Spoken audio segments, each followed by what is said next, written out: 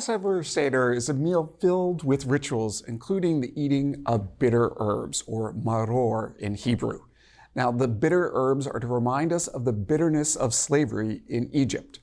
Before we talk some more about the actual Seder meal, I want to talk a little bit about bitterness, which I think is the most interesting of the 5 tastes that we perceive in our mouths. That would be sweet and salty, sour, umami, and bitter. And from an evolutionary perspective, the one that we're primed to reject is bitterness. Think about it. Babies love sweet things. They do not like bitter things because many toxins are actually bitter. So there's a reason why we tend to avoid bitter foods. That said, many of the antioxidants in leafy greens, the things that make them so nutritious, are bitter. And so over time, we learn as humans to appreciate bitter foods, including things very grown up like coffee and alcohol. Now back to the Seder.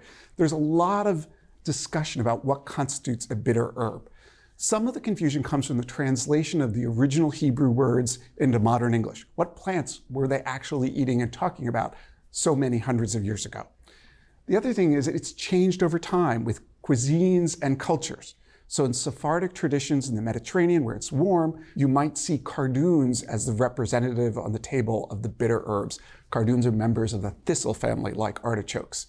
Now in Ashkenazi traditions, in Central or Eastern Europe, horseradish would be popular.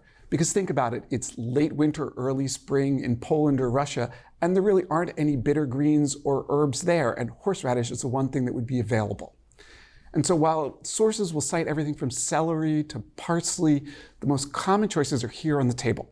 And this would be the romaine lettuce, endive, which is a member of the chicory family, and finally, the horseradish. So now you know a little bit more about the bitter herbs on the Seder table. Happy Passover. We hope you enjoyed this video as much as we enjoyed making it. Don't forget to hit that like button and subscribe to our channel. And if you're ready to take your cooking to the next level, head over to americastestkitchen.com and get a free all-access trial membership.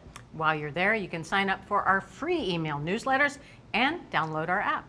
With unlimited access to over 14,000 of our test kitchen recipes and 8,000 product reviews, you'll have everything you need to cook and learn. So I ask, what are you waiting for? Let's make something great together.